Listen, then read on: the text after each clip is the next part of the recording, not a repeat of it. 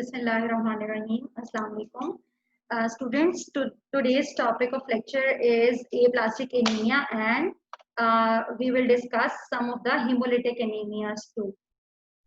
So what is aplastic anemia? As the name indicates, aplastic, A means absence, A means absence, and aplastic, absence of cellular component of the marrow. So aplastic anemia refers to the decrease in cellular component of the marrow. So what does bone marrow form? Bone marrow forms three major components of blood. What are those? These are red blood cells, white blood cells, and platelets. So in aplastic anemia, all these cell lines are depressed. Why? Because the cellular component of the marrow itself is decreased. So due to that decrease in component, the three mature cell lines are not formed. So aplastic anemia refers to a syndrome of chronic primary hematopoietic failure characterized by chronic primary hematopoietic failure characterized by hypocellular bone marrow. Hypocellular, hypo means low, cellular means cellularity, low cellularity of bone marrow, and replacement of bone marrow with fat spaces. So the cellular component is low, hypocellular, and the spaces are filled by fat. So the bone marrow is filled with fat spaces. Fat spaces are increased. And there is peripheral. On peripheral blood, what will you find? Pancytopenia. What is pancytopenia? Pan means all. Cyto related to the cellular component. Penia means decreased. So all the cell lines are decreased. That is anemia, neutropenia, and thrombocytopenia. Low platelets are called thrombocytopenia. So in aplastic anemia, all the cell lines are depressed. So what is pancytopenia? Decrease in hemoglobin, white blood cells, and platelets below the lower limit normal for the age and gender of the individual. So normally for males, hemoglobin is 13.5 to 17.5 grams per deciliters. In females, the normal range is 11.5 to 15.5 grams per deciliters. The normal range of total leukocyte count or WBCs is 4 to 11 into 10 to the raise per 9 per liter, and for platelets it's 150 to 450 into 10 to the raise per 9 per liter. So what is pancytopenia? All the cell lines that go below the lower normal range. So in males, if the hemoglobin is less than 13.5, we will label, there will be anemia, TLC count less than 4, and a platelet count less than 150. So all these three components, if they are low, we will refer it as pancytopenia. Beta, this is very important. You should know the differential diagnosis of pancytopenia. Whenever you will get a scenario having a statement having pancytopenia, so you should know what are the differentials and where you should take your diagnosis. So whenever you get pancytopenia, the first thing that you should think of is aplastic anemia. Aplastic anemia, in megaloblastic anemia. Why in megaloblastic anemia? Although megaloblastic anemia is deficiency of vitamin B12 and folic acid, even then what happens in this deficiency, there is defect of DNA. DNA is not formed properly because vitamin B12 and folate is absent. So DNA is present in the cells of the whole body. So the DNA is affected, and all the cell lines are affected because every cell has a nucleus and there is nuclear to cytoplasmic asynchrony. So in megaloblastic anemia, you can also get pancytopenia.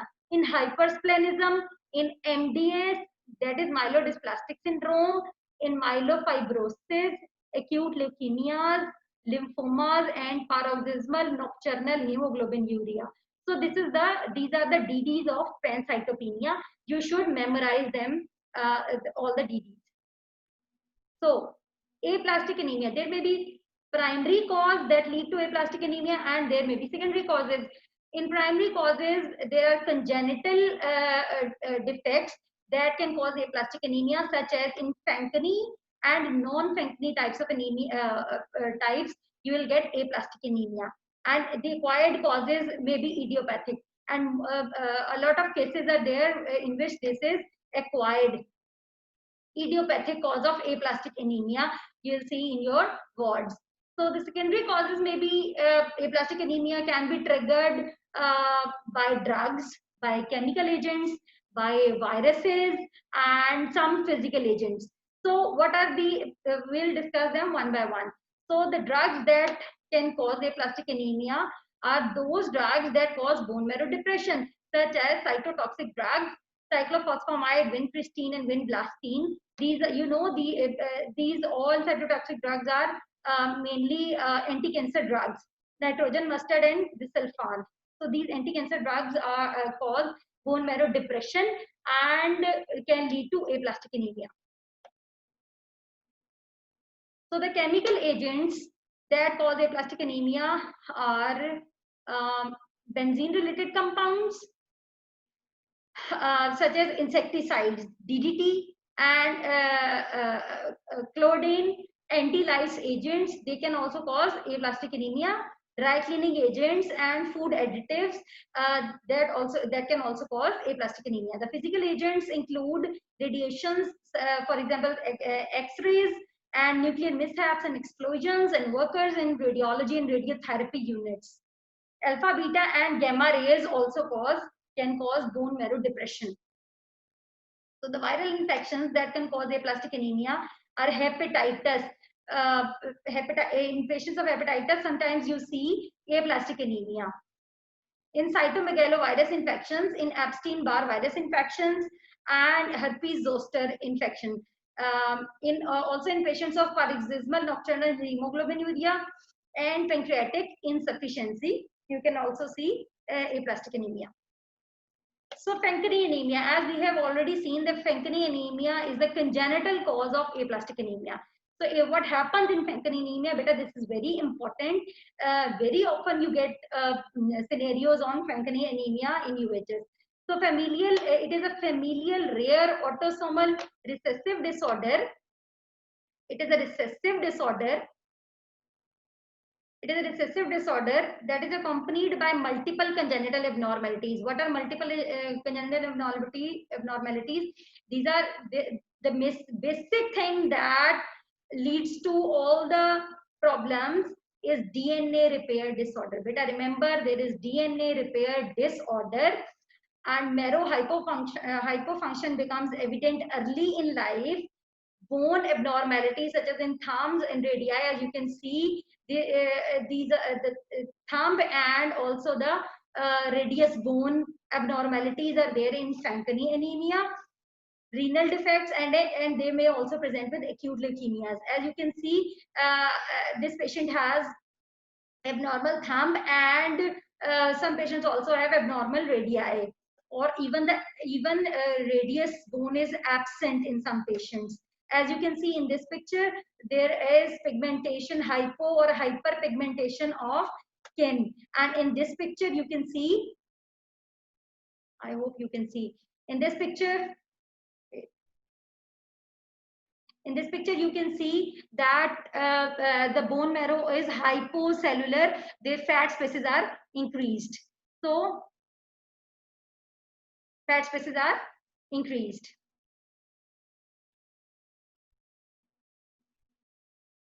So, wait.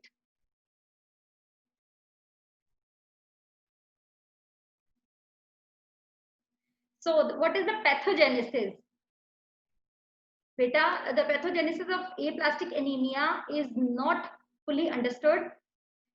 However, two major etiologies have been invoked. So, an extrinsic immune-mediated suppression of bone marrow progenitors, and there is role of active T cells, that is cytotoxic or suppressor T cells, or there may be an intrinsic abnormality of stem cells. So there may be extrinsic or intrinsic abnormality. In extrinsic abnormality, there is immune response to some exogenous agent, and role of activated T cells is present in extrinsic etiology, and intrinsic abnormality of stem cells can also be present. So beta, uh, this is stem cell, and what happens if there is environmental insult, viruses or drugs that act on stem cells, what happens? As we have already seen, there is DNA repair disorder. DNA repair disorder. If there is environmental insult, DNA cannot repair itself in Fanconi anemia. So DNA, lack of repair of DNA in stem cell leads to its genetic alteration. So these stem cells are genetically altered, and they may lead to reduced proliferative and differentiative capacity of these cells, or there may be some antigens that present on the surface of the cell, some new antigens that can present on the surface of the cell. So again, insults to the stem cell by environmental factors can lead to altered proliferative capacity. There is reduced proliferation. So when there is reduced proliferation, the cells, the new progeny formation is slowed and marrow aplasia result. Or there may be new antigens that present on the surface of the stem cell, and the body recognize them as new antigens or foreign antigens, and body anti-cell response is activated, that lead to destruction of these cells, and that lead to marrow aplasia. So these are the mechanisms that lead to marrow aplasia in Fanconi anemia. You should memorize it. So what are the manifestations? How patient present to you? Patient present to you due to the symptoms of all these cells. Due to anemia, why? Because RBC count is low. Due to neutropenia, because WBC count is low. Due to thrombocytopenia, because platelet count is low. So how this is manifested? Anemia manifests as pallor, easy fatigability, lethargy, exertional dyspnea, and even heart failure. Severe anemias can also cause heart failures. So due to anemia, these symptoms can occur. Due to neutropenia, bacterial infections, a patient can present with recurrent infections or regional lymph node enlargement. And due to thrombocytopenia, patient present with mucocutaneous bleeding, ecchymosis, petechia, epistaxis. What is epistaxis? It is bleeding from nose, bleeding gums, hematemesis, and melena.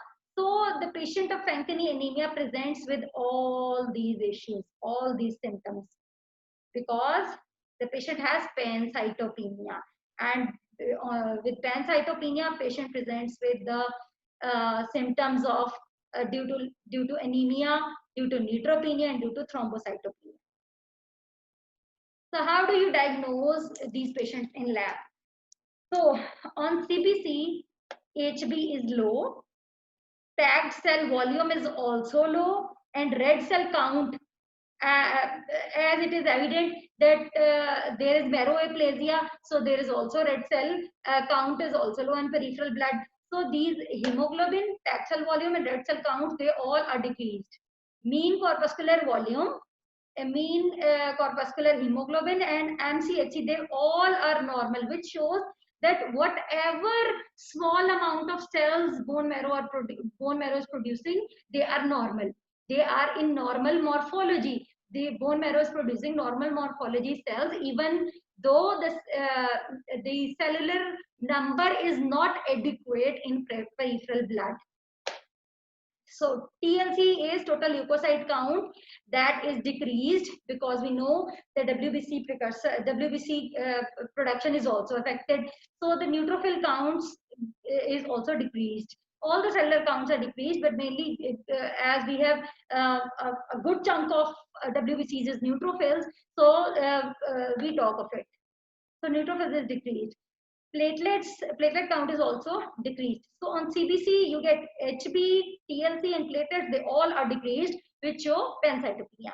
On peripheral smear, the patient is normochromic, normocytic, or macrocytic anemia is present. Why macrocytic anemia? Because there is the cellular turnover in stem cells in bone marrow is so rapid, because we have already seen that expression of new antigens leads to the destruction of stem cells by T cell response. So the cells, there is rapid cellular turnover, which leads to deficiency of vitamin B12 and folate. So macrocytic anemia can also be present in these patients. Retic count is decreased. But remember, reticulocyte count is the reflection of bone marrow activity. So if the bone marrow activity is low, retic count is low. ESR in these patients is markedly raised. Why ESR is raised? Because due to decreased WBC count, there is recurrent infections, and when there is infection, the ESR count is raised. So bone marrow aspiration in biopsy, what will you find? You find hypocellular bone marrow aspirate. All cell lines, that is erythroid, myeloid, and megakaryocytic series, are all decreased. We have already discussed this in detail in introduction to blood, that what is erythroid series. Erythroid series is that which eventually forms mature red blood cells. Myeloid forms mature WBCs, and megakaryocytic series forms mature platelets. So these all three cell lines are decreased in bone marrow. So often only fat cells are present in the marrow, as all the cell lines are decreased, so fat take up the space.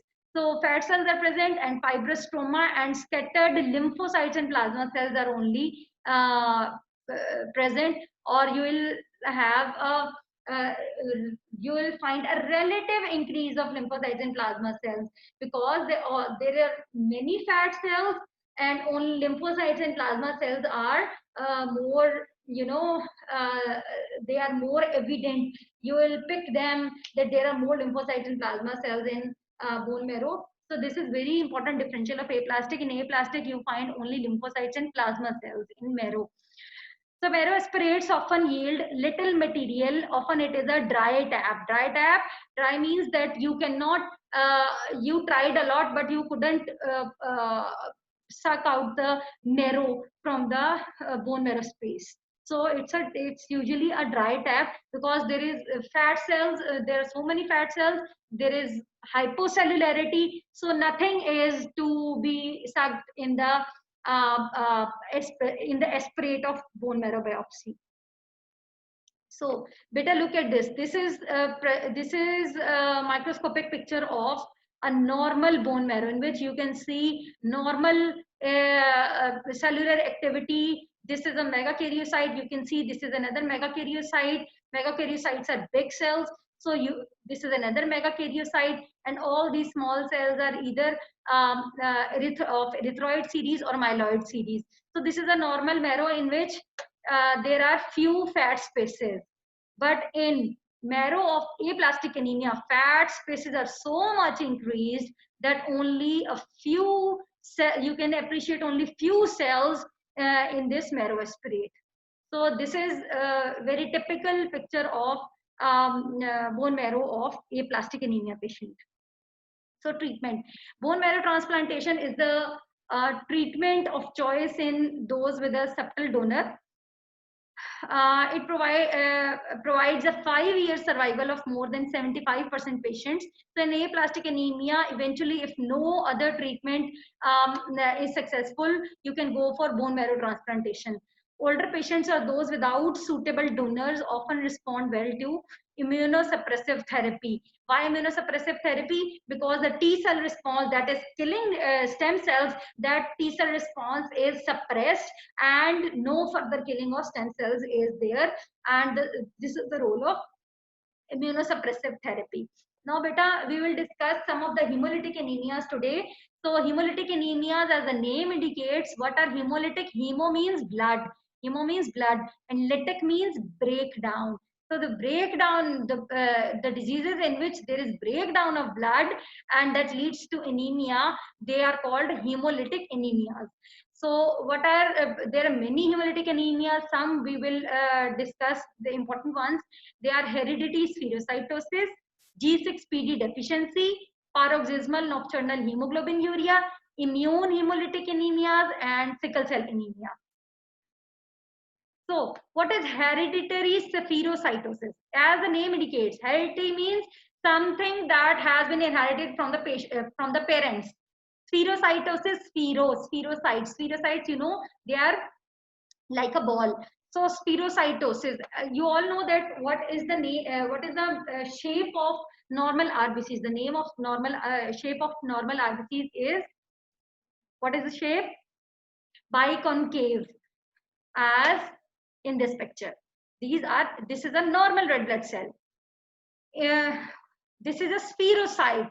The shape has been altered. So the shape has become like a sphere. So the name from sphere is taken, hereditary spherocytosis. So it is an inherited disorder, as the name indicates. It's an inherited disorder. It is intrinsic defect in the red cell membrane. So membrane is something that maintains the shape of the RBC. So if the membrane is defective, the shape will not be as that of normal.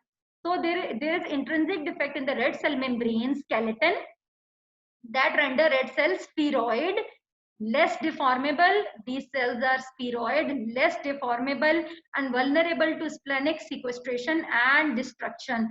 Splenic sequestration, you all know that when blood passes through spleen, it goes into the splenic sinusoids. Sinusoids are very thin, small spaces from where blood has to pass.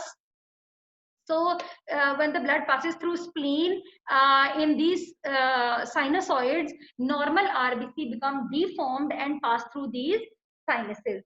Whereas an abnormal shaped RBC or a less deformable RBC cannot pass through, cannot make a shape change, or cannot be a bit deformable to pass through those splenic sinusoids, and they get sequestered. Sequestration का बेटा क्या मतलब होता है? जमा हो जाए. ये वहां पे स्प्लीन में सारे आरबीसी जमा होते जाते हैं, इकट्ठे हो जाते हैं, फंस जाते हैं, वहां से पास नहीं कर सकते. So and they eventually get destroyed inside the spleen. So this is a normal structure of the cell membrane of RBC, and this is a defected, because of the defected proteins, the RBC shape has been altered and become spherocytic. Beta, there is another disease of cellular membrane defect, in which there is membrane defect. It is called hereditary ovelocytosis, in which the RBCs becomes ovelocytes. Oval मतलब अंडे की तरह हो जाते हैं, ovelocytes हो जाते हैं. So coming back to spherocytosis, the pathogenic mutation in hereditary spherocytosis most commonly affect N-chirin. Beta, remember the name of these proteins. That proteins that gets affected are N-chirin, band 3, spectrin, and band 4. This is N-chirin. This red colored is band 3. These are spectrin fibers. These are spectrin, or band 4. This is band 4.2. So these 4, 1, 2, 3, 4. There can be defect of these 4 proteins, and this defect of these proteins leads to the formation of spherocytes. So the membrane is important in stabilizing the lipid bilayer. What is the pathophysiology? Destabilizing the overlying plasma membrane. So whenever new RBCs are formed, they are biconcave RBCs. In hereditary spherocytosis, the new RBCs formed are of normal shape. They are normal, but but there is defect in the membrane. What happens as the RBCs matures? There is blebbing of the membrane. Structure maintain नहीं हो रहा, ब्लेब्स निकल आते हैं sides पे, membrane के sides पे ब्लेबिंग हो गई. अब वो जो ब्लेब्स हैं वो टूट टूट के अलग हो जाएंगे. जब वो ब्लेब्स अलग होंगे तो सरफेस एरिया कम हो गया, आरबीसीज आहिस्ता आहिस्ता करके वो एक स्फीयर की शक्ल में बनता जाएगा. So eventually it becomes a spherocyte due to loss of membrane structure. Due to loss of membrane, तो उसकी वजह से वॉल्यूम कम हो जाएगा. So destabilizing the overlying plasma membrane. Young healthy spherocyte red cells are normal in shape as this. जब नए बनेंगे तो नॉर्मल होंगे. But the destabilized lipid bilayer sheds membrane fragments as red cells age in the circulation. So this is the shedding of membrane. This is shedding of membrane. The loss of membrane relative to cytoplasm forces the cell to assume the smallest possible diameter for a given volume, namely a spherocyte. So the smallest possible diameter is that of a spherocyte. So when these spherocytes pass through splenic cords, what happens? They get sequestered and gets destroyed. As you can see, splenic macrophages destroy these cells. So spherocytes are trapped in the splenic cords where they are easy prey for macrophages. After splenectomy, the spherocytes persist, but the anemia is corrected. What happens in these patients? Actually, there is anemia क्योंकि जितने भी spherocytes हैं वो spleen sequester कर लेगी, उन्हें break down कर देगी, destruction हो जाएगी. तो patients जो है उनका anemia ही correct नहीं होता. तो करते क्या हम इन patients में कि we go for splenectomy. Whenever the patient has splenectomy, spherocytes जो है circulation के अंदर ही रहेंगे. अपना काम तो वो सही properly कर रहे हैं ना. What is the function of RBCs? To carry for the exchange of gases. तो ऑक्सीजन कैरी कर रहे हैं, कार्बन डाइऑक्साइड कैरी कर रहे हैं, वो उनका प्रॉब्लम नहीं है. सो द स्पीरोसाइट्स जो है वो परसिस्ट करेंगे ब्लड के अंदर, और लेकिन ये कि इन पेशेंट्स का एनीमिया करेक्ट हो जाएगा स्प्लीनेक्टमी करने से, तो उनकी जो सफरिंग है वो थोड़ी इंप्रूव हो जाएगी. So clinical manifestations mild to moderate haemolytic anaemia in these patients. There is fluctuating jaundice क्यों? क्योंकि hemolysis की वजह से bilirubin जो है वो प्रोड्यूस होता है. तो bilirubin causes fluctuating jaundice. There is moderate splenomegaly in these patients क्योंकि spleen के अंदर sequester हो रही है ये cells, बार बार जब भी वहां से गुजरते हैं तो spleen का काम बढ़ गया है. There is moderate splenomegaly. There may be pigment gallstones. Why pigment gallstones? Because अभी हमने बात की कि hemolytic anemia से bilirubin रिलीज होता है. bilirubin क्या करता है? pigment gallstones करवा देता है. So there are pigment gallstones. Aplastic crisis precipitated by parvovirus infection. बेटा अगर इन पेशेंट्स को parvovirus infection हो तो ये पेशेंट aplastic crisis में बड़े जल्दी चले जाते हैं. aplastic crisis क्या है? वही aplastic anemia वाली चीजें सारी जो भी हमने बात की है. तो इसमें क्या होता है? There is sudden increase in the severity of anemia. Extramedullary hemopoietic masses usually paravertebral occur rarely. Extramedullary hemopoietic masses क्यों बनते हैं? Because bone marrow को काम ज्यादा करना पड़ रहा है, बोन मैरो को ज्यादा सेल्स प्रोड्यूस करके भेजने पड़ रहे हैं क्योंकि जो सर्कुलेशन में सेल्स हैं उनमें से आधे तो स्प्लीन निकाल लेती है. तो एक्स्ट्रामेडुलरी हेमेटोपोइटिक मैसेज बन जाते हैं ताकि जो बोन मैरो का काम है उसको ऑगमेंट किया जा सके, ज्यादा से ज्यादा आरबीसी प्रोड्यूस करके ब्लड में भेजें. What is the lab diagnosis on CBC? There may be, if the patient is anemic, hemoglobin will be low. But what happens? The major चीजें जो इसमें देखने वाली है वो MCV है, mean corpuscular volume. सेल का वॉल्यूम छोटा हो गया है. As you can see in this microscopic picture, these spherocytes they have small volume. Size छोटा हो गया, वॉल्यूम छोटा हो गया क्योंकि सेल मेम्ब्रेन लूज हो गई. So they have MCV is low. Small cells हैं. MCV is low और it is of low normal की लोअर लिमिट के ऊपर. MCHC mean corpuscular haemoglobin concentration. Haemoglobin तो अंदर उतनी है ना, तो उसकी कंसेंट्रेशन इंक्रीज हो गई. छोटी जगह के अंदर आप हीमोग्लोबिन को बंद कर रहे हैं तो उसकी कंसेंट्रेशन रेज हो जाएगी ना. MCHC is raised. Reticulocytosis is seen because bone marrow is working hard to correct the anemia in the peripheral blood. So you will see reticulocytosis in peripheral blood. Peripheral smear में क्या? Blood film shows microspherocytes. These are round cells, as you can see, round cells. All the cells are round. Some cells are of normal morphology, as you can see, 1/3 pallor inside, 1/3 pallor inside. Some cells are normal, but mostly they are microspherocytes. Round cells with smaller than normal diameter lack area of central pallor. They lack area of central palate. So meroerythroid hyperplasia is seen in bone marrow biopsy of these patients. Hemosiderosis, because accumulation of iron is there in these patients. Body के अंदर iron के levels बहुत raise हो जाएंगे because there is increased absorption from gut, increased absorption of iron from gut, as well as जो पहले का iron है वो भी reuse हो रहा है, so these patients go into hemosiderosis. There may be mild jaundice, polylithiasis, that is pigment stones occur in 40 to 50% of affected adults, and moderate splenomegaly is characteristic. Moderate splenomegaly. Splenomegaly results from congestion of cords of Billroth and increased number of phagocytes. Beta, this is the very important test, lab test, which you have to do for the identification of Haiti spherocytosis. So never forget to write osmotic fragility test whenever you write lab investigations of this Haiti spherocytosis. What is osmotic fragility test? It measures the sensitivity of red cells to lysis, in vitro to swelling by caused by incubation in increasingly hypotonic saline solution. Beta, ये concentrations are different. 1%, 0.85, 0.66, 0.53, and so on. So this is increasingly hypotonic saline solution. So हमारा normally हम कौन सा saline देते हैं? 0.9 saline is 0.9% concentration, which we give in emergency or in wards to our patients. So 0.9% जो है saline, it is very its concentration is very near to our plasma, तभी 0.9% saline देते हैं. So इसमें हम क्या करते हैं, हम डायग्नोसिस किस तरह करते हैं? इंक्रीजिंगली हाइपोटोनिक सेलाइन सॉल्यूशंस बनाते हैं, उनके अंदर आरबीसीज डालते हैं. होता क्या है कि जो है ना, नॉर्मली जो आरबीसीज है वो हाइपोटोनिक हम करते जा रहे हैं, इस कंसंट्रेशन के ऊपर जाके जो है वो हेमोलिसिस स्टार्ट हुआ है और इस कंसंट्रेशन पे बहुत ज्यादा हेमोलिसिस हो गया. लेकिन इससे पहले जो यहाँ हल्का सा हेमोलिसिस है, यहाँ हल्का सा है, लेकिन इन दो कंसंट्रेशन के ऊपर नहीं है haemolysis.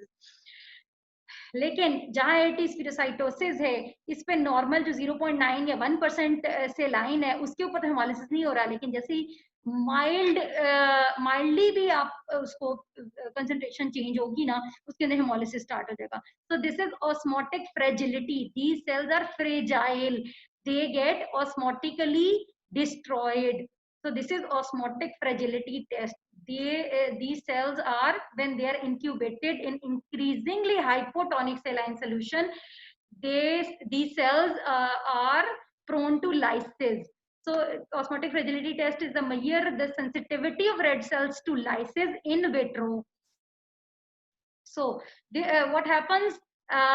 This cause influx of water into spherocytes with little margin for expansion. जैसे हम कम करते जाते हैं, हाइपोटोनिक सोल्यूशन बनाते जाते हैं, सेल्स के अंदर फ्लूइड ट्रेवल करता है.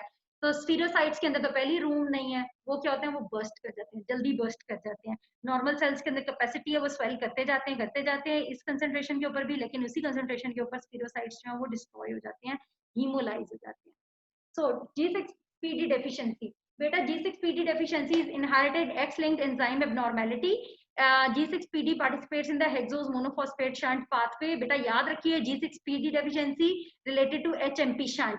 So the abnormalities of the G6PD reduces the ability of RBCs to avoid oxidative injury. Men with G6PD deficiency are more susceptible to oxidant injury than women.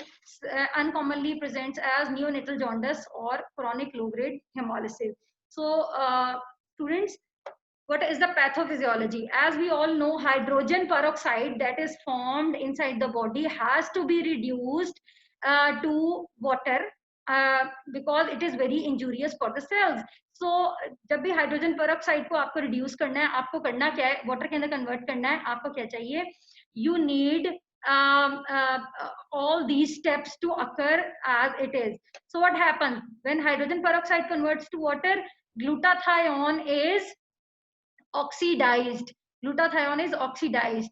Now as glutathione, this glutathione has to be reduced for the next process again for the conversion of next hydrogen peroxide. So glutathione, oxidized glutathione is reduced by glutathione reductase enzyme to reduce glutathione. अब ये oxidized glutathione when converts to reduced glutathione, it needs a hydrogen donor from NADPH, which gives hydrogen and converts to NADP. So this hydrogen is taken up and glutathione is reduced.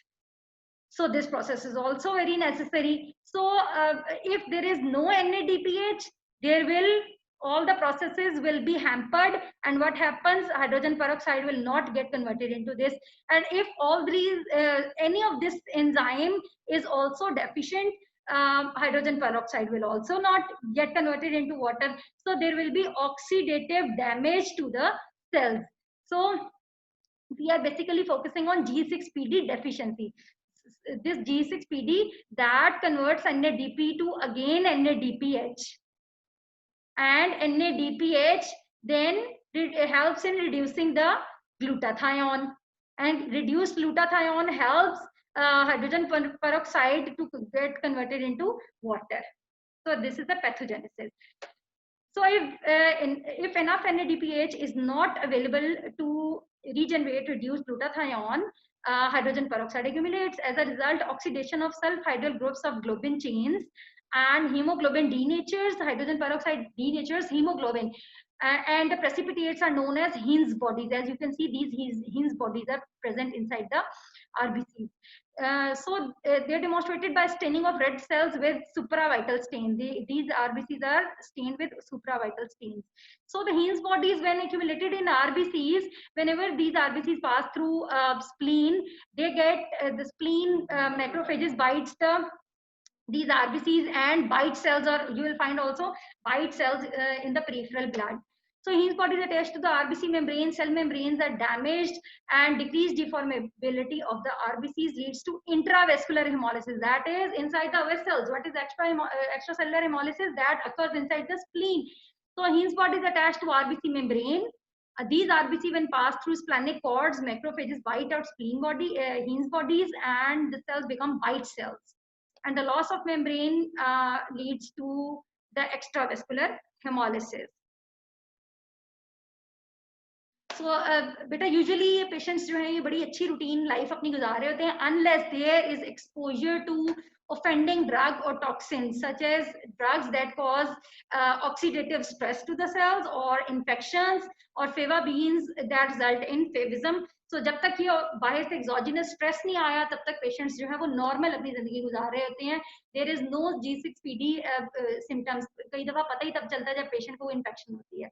So intravascular hemolysis typically develops after 2 or 3 days of oxidant stress with hemoglobinemia, hemoglobinuria, and drop in hemoglobin or hematocrit.